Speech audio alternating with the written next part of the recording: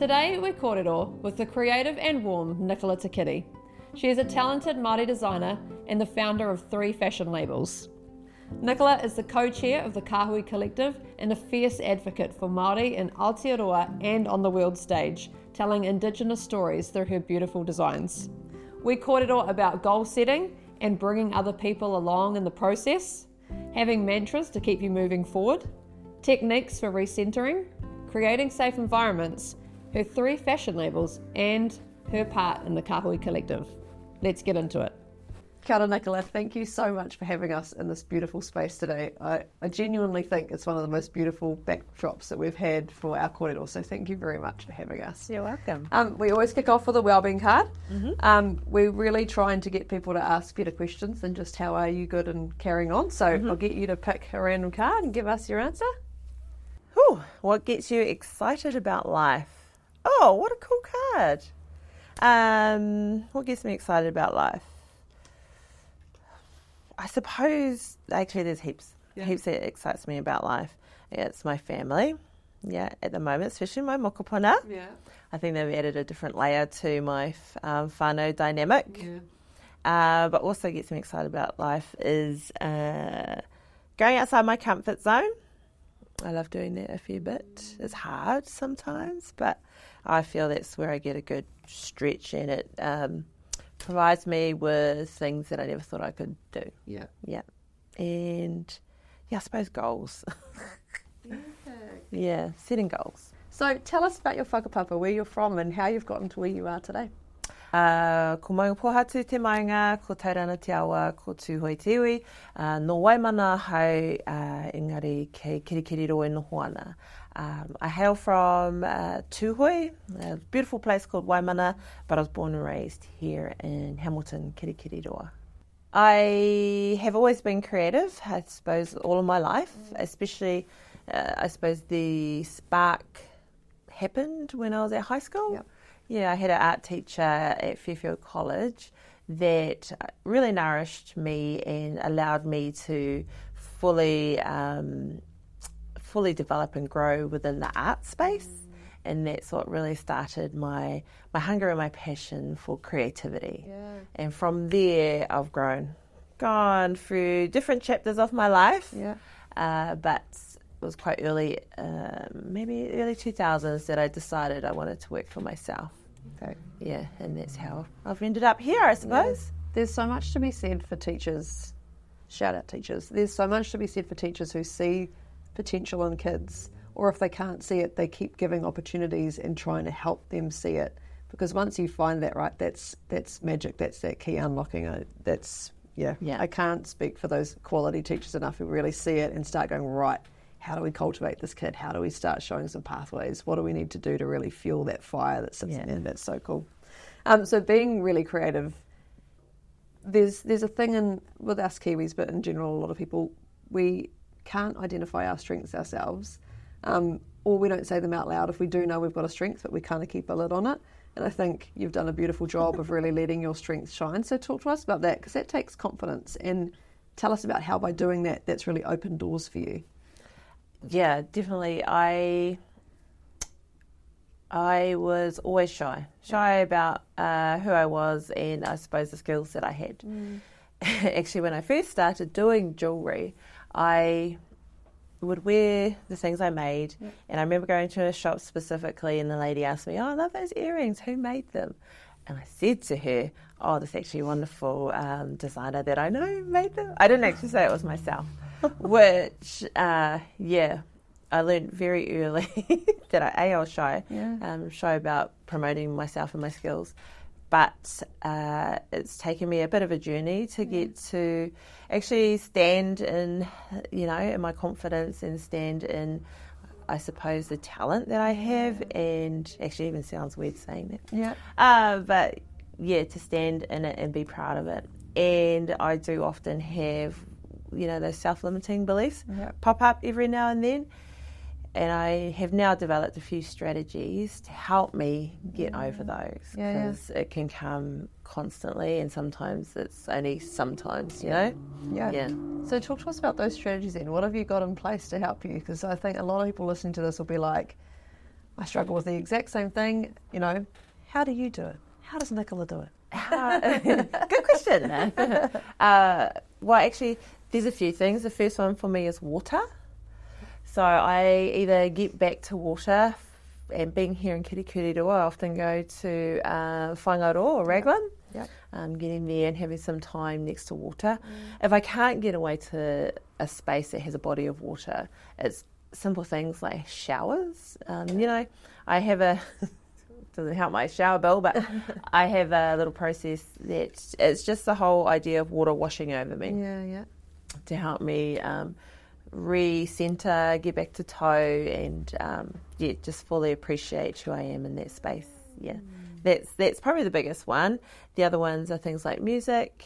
Yeah. Music, I think, can instantly change, you know, your mood, and it can take you back to really good places. And we associate different things with music. That's the second one, and the third one, off the top of my head, is positive affirmations. Yeah, I tell myself little things as I go through. I have different sayings for different settings, I suppose. One of them most recently, or one that I constantly tell myself a lot, is I have nothing to lose but everything to gain if I'm afraid to take a certain step in some things. Yeah. And if it's a mistake, you know, if something happens, what's the worst consequence that could come of it? Yeah. Probably nothing that you can't rectify or, you know, just park and move on from. That's awesome. Yeah. Thanks. That's fantastic. Okay, so I'm jumping all over the show. So you also have mantras. Yes. And I, again, love this, and it must fuel that fire, and maybe it's part of the shower process as well that you say it to yourself. But talk to us about how you create these mantras. Well, when I create a mantra, it's not because, this is a specific time to do it. It's more so about where I am, I suppose, in my life, and what I need to help pull me through what I can foresee is, you know, maybe a year or two.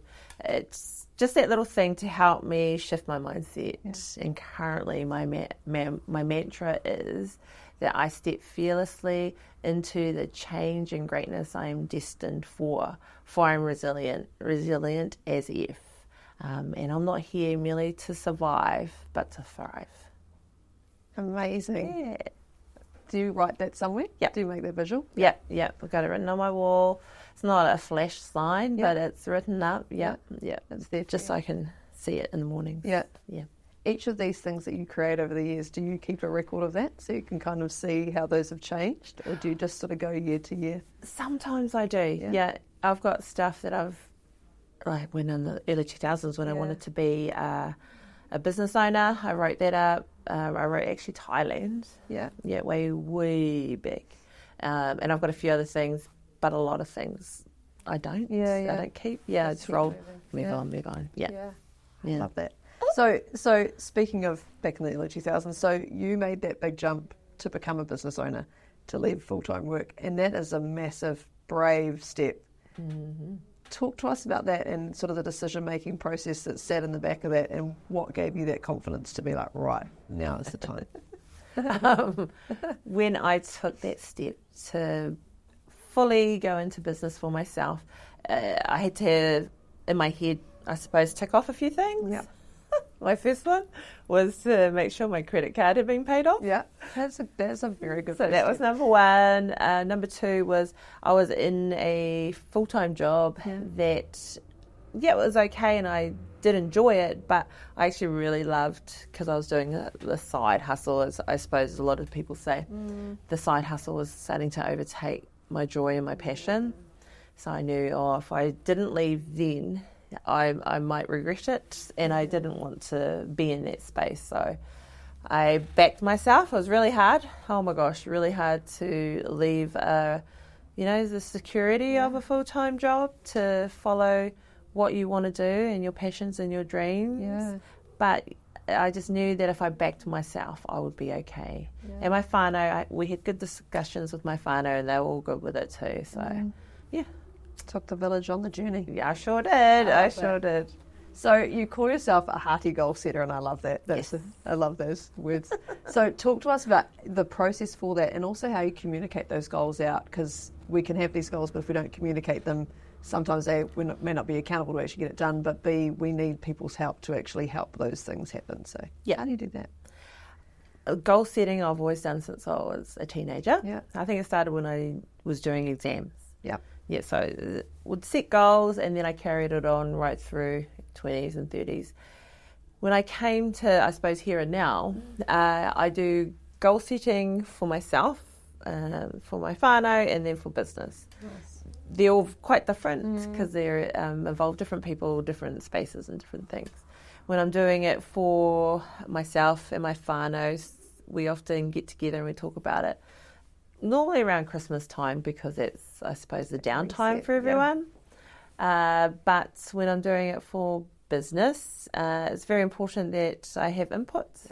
So, I can set it and, hey, this is the vision, this is where we want to go, but you're not going to get any traction with anything if you don't have buy-in from others. So, we have discussions, we have planning, we do planning retreats, and then we formulate, I suppose, as a team where we want to go for the business. Okay. Yeah. I'm going to dig into planning retreats because they sound epic. Where do you go and how do you structure that? What does that look like? Most times we've been out to Raglan, Whangaroa. Yeah. So I'll book out a place and I'll get everyone to come out different days. So we'll, normally it's about 4 days. Yeah. We'll put it out and I'll have, the girls from production come out for, half a day, 1 day, whole team for another day. Yeah, and we just work it like that. We have a little bit of a plan. Yeah. It's quite nice just to get away from here. Yeah. And that we do during, I suppose, a quiet time, which is normally January. Yeah. January, yeah. That's fantastic. I love that so much. And with the team, I know that you try and bring in tikanga and te ao Māori a lot to all of the practices. So does that also get woven into those retreats? And then how do you also do that, I guess, in your day-to-day business? Yeah, absolutely. I think for us, we can't separate it. Yeah. It's very much part and parcel of who we are. Yeah. Because our whole team currently, some subcontractors, currently are Māori, Māori wahine too.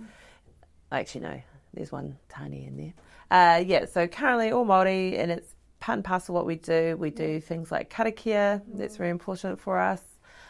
We do different things at different times for different stuff. Yeah. So there's no one set, I suppose, protocol that we follow. Yeah. It depends on the kaupapa and what we're doing. Beautiful. Yeah. That makes sense. Yeah, weave seamlessly. Yeah. Now you have a neat community that you've created with your aunties. So talk to us about the aunties in the gym crew. Aunties. So I'm part of BFT, specifically Ham East. East Beast is what they're called. Yeah. And I always go to the sessions at 7 a.m. Yep. Yeah. And we've slowly grown what we call the aunties. So started off myself, a good friend of mine, Nikki, she introduced me to the BFT gym scene. And then, as it's gone on, more of us have joined. We had 1 year, because they quite often do 8-week challenges. Yeah. Had 1 year that I said to the girls, because there was a couple of us that were at the gym and we wanted the rest to come. So we did an in-house challenge and we said, I paid for, I think, their joining fee to join the 8-week challenge. Yeah, and they came over and we've grown that as well. So, our aunties, we're real supportive. We crack up at each other. We push each other at the gym.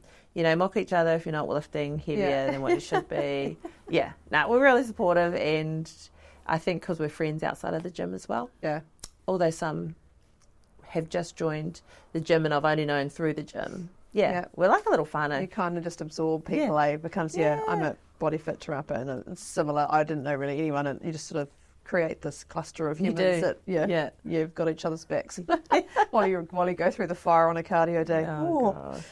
You also have a wonderful group of high school friends. Yes. So talk to us about them and that sort of group chat that you guys have, but also how you keep each other accountable for your health. Oh, yes.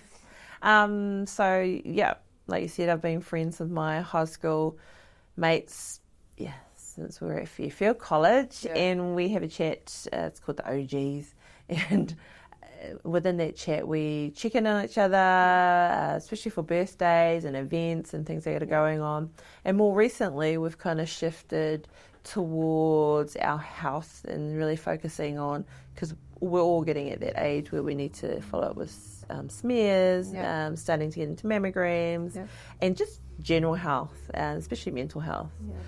So it's been nice actually we check in on each other recently, and I had just gone for my first mammogram, so I probably should have gone a little bit earlier. But yeah, it was nice to share that in the chat, and then because I don't think someone else had gone, so we're trying to encourage, we're just trying to make sure that we check in and get those things done, because they're really important. They are. Yeah, and they're easy to avoid. Yeah. Because it makes us feel uncomfortable or nervous, and so that's so awesome that it almost takes the stigma off. Like, I've done it. Like, I got squished.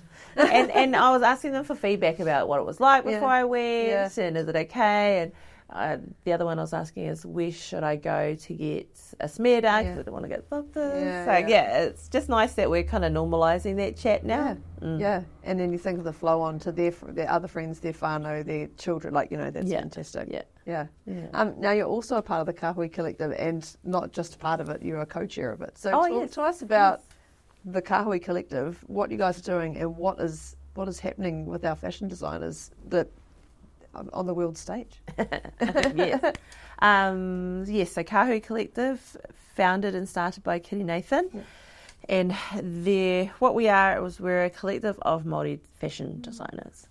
But just because there was nothing in our industry for Māori fashion designers prior to this collective, when I say that, I mean there was nothing for us collectively. There's been different things that we've been able to be part of, but it was, I suppose Kitty saw that there was a gap, and she saw that, there was a need there for, I suppose, better support, and that we can do with each other. So we're more like a whānau than we are a collective. We've got some really good, strong bonds with everyone. And as co-chair of the advisory board, myself, Bobby Campbell, we've just started kind of, I suppose, getting the foundation stuff sorted. Like every, I suppose, collective and committee needs those documents, the plans, the strategic plans, things like that. So that's what we're doing. We're starting to action a few things. We've travelled overseas, but definitely going overseas is one of the focuses that we want to do as a group. There's other things that we want to do. But like anything, it takes time. So we're kind of moving, but not overly fast. But getting there. You're getting there. Yeah. And you've got that vision to get there, Absolutely. And you're a hearty goal setter. So you go. Hearty goal setter. Hearty goal setter's going to get there. And a hearty actioner. And that's actually, that's probably one of the key points that we probably haven't nailed is, you can goal set, but do my words match my actions kind of thing. Exactly, What's the doing that's going on? Otherwise, it's just going to sit there. Yeah. You're not going to, you got to action it. Like anything, you got to action it. Yeah. Which sometimes takes more bravery than we realise, because it's easy to say we're going to do it, but actually doing can be hard, and you can get the knockbacks, and things can be slower than you thought they were going to be. So. But that's why the goals are good, because it's that roadmap. You might go this way, but you're like, oh no, that's where I've got to go. Yeah. Knowing where you're trying to get to, and then don't necessarily do the path that's going to get you there, but my end goal is this way somewhere. Yeah. That's so cool. Representing Māori and your iwi, again, in a national sense, but also on the world stage, is pretty special. And Tuhui got in behind your show with New Zealand Fashion Week. So talk to us about that. Yes, they did. Last year was when I launched my new brand, Case to Street. So I currently have 3. Nichola Contemporary Designs from Aotearoa is my main one, and that's really for here in New Zealand, or Aotearoa. The second one is Top Tepu, which is a subscription box service that I've actually parked for the moment. So it's just having a little sleepover, ready to wake up. Ready to wake up in a year or two when the economy's a little bit better. But the third one I launched last year at New Zealand Fashion Week, which is called Case to Street. And like you said, I was lucky enough to get quite a few major sponsors, and Tuhui was definitely one of them, which I was so proud about, because there's nothing like representing your iwi in any kind of stage, forum, whatever it might be. And I just can't even explain how proud I was. But they backed me to show at New Zealand Fashion Week. But what I really, really, really, really loved was when I was able to take the fashion show, back to Taniatua and do it there in our Tūhui, not headquarters, but the main office. Yeah, it was. I felt like I suppose I ticked something off, and I felt that I had really made my whānau and that proud, and that I just can't even describe, because I know I make my whānau proud all the time, but just being able to take it back home to Tūhui and just to show my whānau, you know, if you put your mind to it, honestly, I'm a firm believer that you can do whatever your mind sets for you. And just hearing you speak about that, you can feel the connection. Like that's, you know, it means a lot because that's such a massive part of who you are. And, you know, like it's like that 360 almost, that full circle moment to be like, that's right. And now I'm here and I'm inspiring that next generation of whānau who are here to see what they could do. Amazing. And also hearing you speak, like you can hear the gratitude. So that's a massive part, again, of your daily practice, but also with your team. So talk to us about your gratitude each day and your appreciation. I think it's good to reflect, and I always think it's good to count your blessings and just know how lucky we are, or you are. And that can happen in whatever kind of setting, I feel. As a practice, we do that every time for our staff hui. It's a good way to finish off our staff meeting, just to reflect on what we're grateful for. I think it does a lot to change your mindset. I think it does a lot to, I suppose, keep you warm inside. There's a lot to being grateful and showing gratitude. And I was actually in a workshop not long ago, and we talked about gratitude and what we're grateful for. And I just don't think people do it enough. You know, they don't reflect on what they're grateful for. And I think I don't know, this is just my own opinion, but if we did that more as, you know, a society far up, I think we would, it would change a lot of things. A lot of mindsets, a lot of ways that people do stuff. It opens your thinking to the perspective and context of things, but it also, we used to do gratitudes years ago when I first started doing it. I'd gotten to a point where it was so like specific and niche, so not just being like grateful for my kids, grateful for our home, grateful for this, but actually starting to get into the grateful for when my daughter like made me smile because she said like this. You can pinpoint those key moments, and I think the more that we can start to drill in to those really specific moments and not just be like, you know, grateful for this, I can pay my bills, I can get my petrol, which is not to be sniffed at the moment, because thank God we can.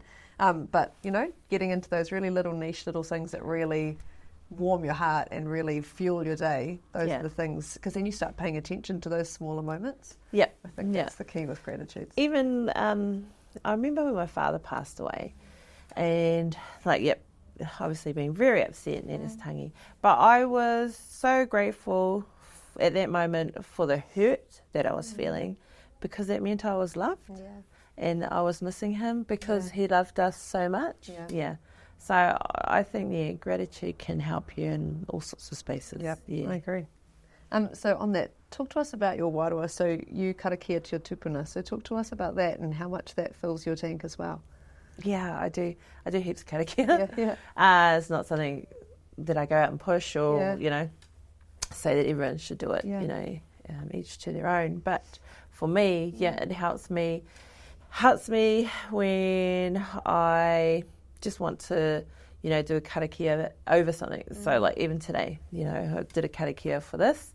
I karakia all the time when I'm travelling, but also give thanks, you know, not only asking, but to also say thank you. Again, I suppose that gratitude. I will often ask for guidance, and I do that when I'm in the spaces of feeling a bit lost. I ask for guidance.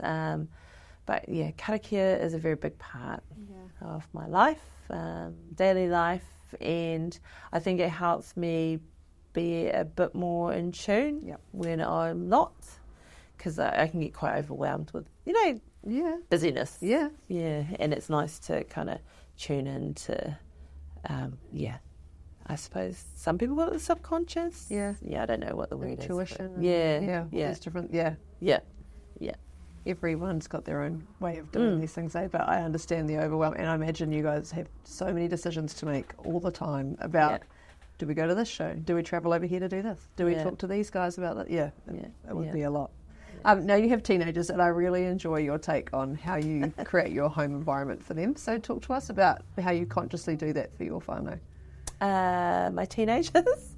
My teenagers. Bless my teenagers. To be fair, just to go step back a little bit, when they were kids at primary, I was like, these are the golden years.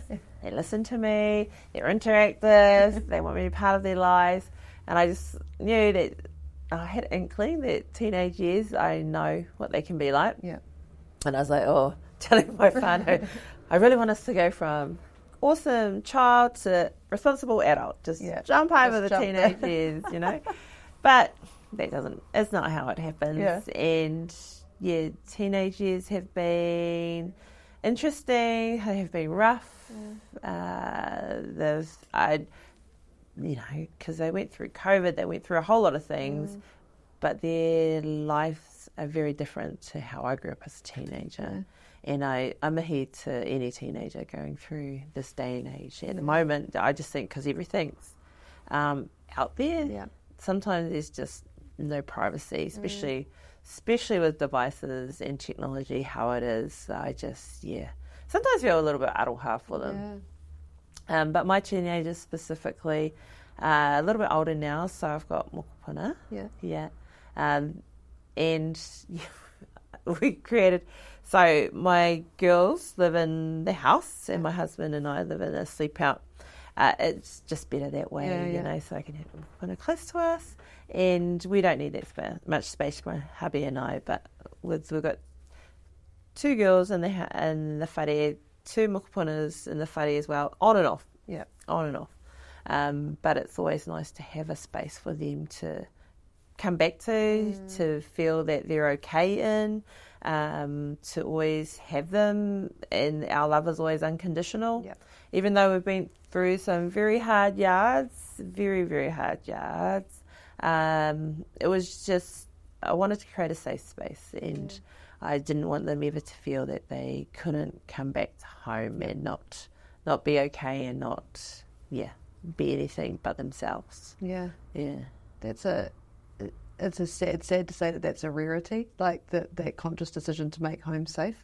Because I think that's what we need, right? Like, they almost like are zipped up during the day trying to be whoever they're trying to be in the world. And when they come home, we want them to be able to unzip safely and be like, okay, I'm safe. Mum and Dad got me. I'm okay. And even if I'm not going to tell you what happened in the day or what's going on, I'm comfortable here. I feel safe, and I can sort of regather my thoughts to go again, because it is hard out there for kids. So hard.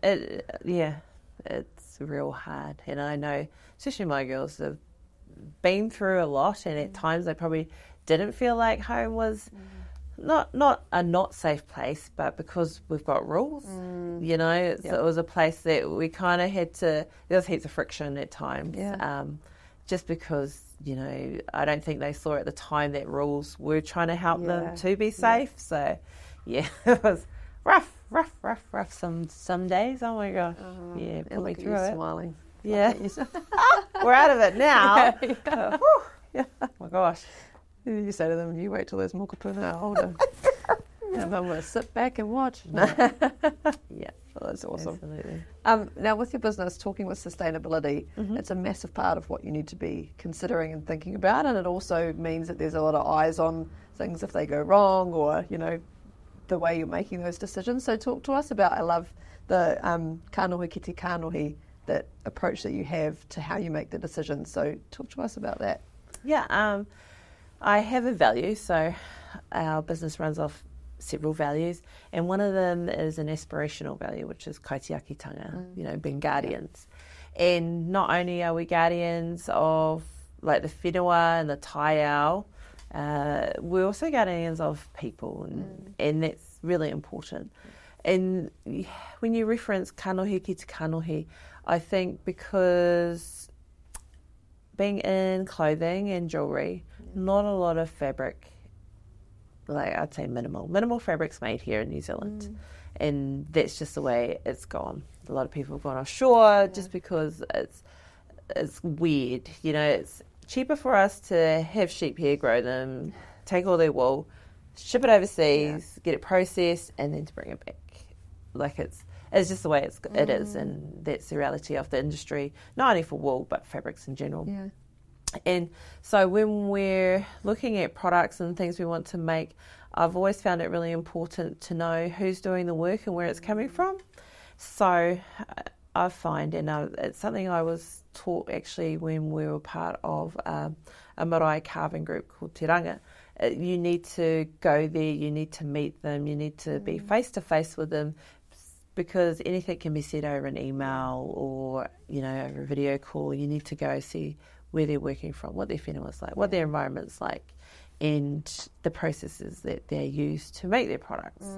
So, yeah, that's been something very important for us to go and meet manufacturers, go and meet the growers, go and actually, like one manufacturer in Cambodia, I stayed with him and we went to see and met the team, looked at where he sourced product from. So, I think it's really important. And now we've got a really good relationship. So it has so many benefits, I think, going to meet people face to face.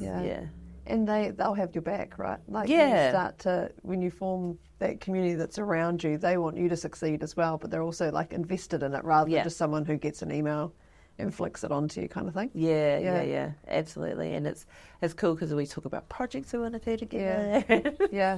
And visits that we'll do again. It's nice. Yeah, it's definitely like a whānau. Yeah. And I find too, actually, because we've got manufacturing in Cambodia,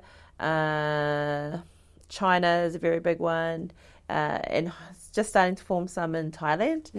And I don't know, I think that we have quite a lot of similarities in, I don't know if everyone's Indigenous that I've dealt with, but majority have been, and whānau's a very big thing, and getting to know each other and trust is another big value that a lot of those companies cherish. And so when I know that that's what they cherish, then I know that we're going to be good. We've got some alignment. Now, I don't know if, for people listening, they can't see me pointing, but there's a wall behind me full of beautiful earrings right now, and you often have offcuts. So tell us about what you do and how people could potentially come and visit and get involved with the offcuts, the sessions you have.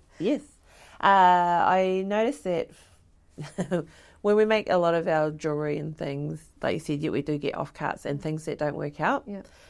And that happens because as a manufacturer, producer, retailer, you need to have a certain quality level. And so when they don't meet that standard, we've accumulated, I suppose, the waste. It used to go to some of the kohanga reo and different puna, but because the pieces are so small, you can't really give them to babies and things like that. So what we decided to do was create workshops where you use offcuts. So not only are we reusing and reducing our waste, but we're also teaching people new skills. And from that, we've created the Make Your Own workshops. So people can come along, spend the day with me or the team, and we make different products, normally jewellery, some people make artworks, and they get to spend their whole time just creating. And I've got some really good feedback. I've had some ladies that have done 3 workshops now. I only started them last year. And they've taken, I suppose, kind of framework and used it because they're school teachers.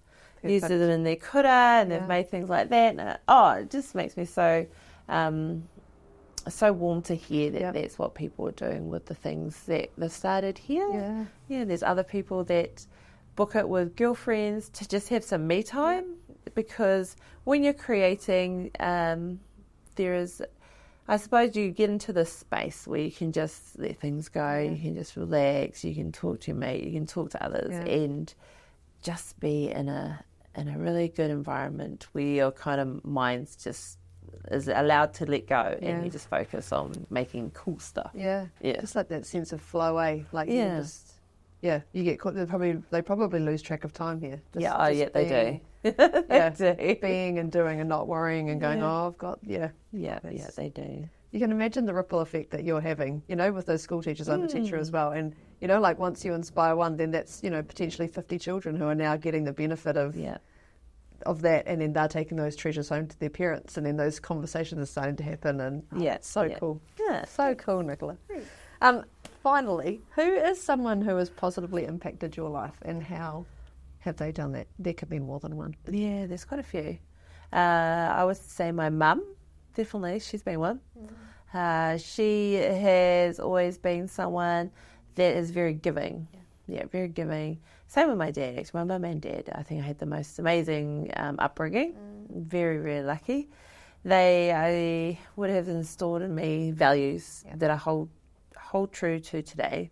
I even have sayings that I repeat from them, like those, affirmations or whatever. One from my dad is never assume, because it makes the ass out of you and me, But I think he got his sayings from Steven Seagal or something, from movies. But, they still really resonate. He used to talk about values as well. He said, value yourself. I actually said, know your values, value yourself. And that was really important because he said, you need to look after number one. My mum's always been quite a hard worker. Yeah, they both were, but mum's given out some really good advice over the years that have helped shape me and form me. But outside my whānau, I actually think there's a few people that I've seen and met, but one at the moment that really sticks out for me probably would be Kitty Nathan. Yeah, at this time. She's just so giving. She has vision. She is so selfless. So selfless. She puts everyone first. And I love how we can be in these moments of stress and she'll just crack like a joke or something and it would just ease it off, we'll all be there laughing. She's someone that I actually think has been quite impactful quite recently in my life, But there's been a few. Those ones are probably my top at the moment. She is a force of nature, Kitty. I've heard her speak a couple of times and we'd love to interview you too, Kitty, actually. Kitty. Sign up. But she is somebody who has been through the ringer and turned that around, but now the impact that she's having for those next generations. Stunning. I think it's amazing that she takes everyone on her journey.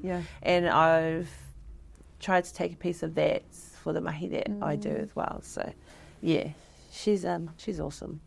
Epic. Thank you very much. I've got one final question for you. So, all our interviewees write a question for the next interviewee. Okay. And they never know who they're writing it to. Okay. So this one is your question here. So if you can read that out for us, and then... I hope I can read the right. When you reach the end of your life, what will people be able to say you changed or achieved? Ooh. When you reach the end of your life, what will people be able to say you changed or achieved? I think there's a lot. Yeah. I often actually think about this. Like what people will say at my tangi. And who will be there. I get told that's so weird to think about. Well, I don't think that's weird at all. Oh, really? Okay, cool. That's cool. I often think about that. What would people say you changed or achieved?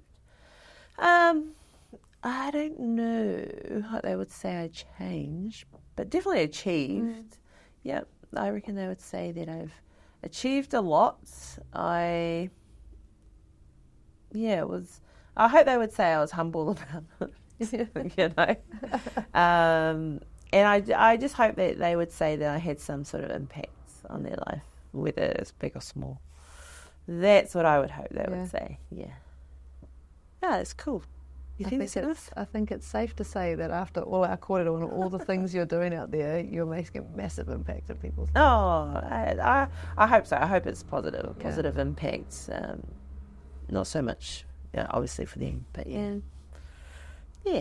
Amazing. Well, thank you so much for your time, Nichola. This has been so awesome, and I know there's so much in our kōrero today that is going to be helpful to those who listen to this. So thank you very, very much. And we will see you again next. Ka kite.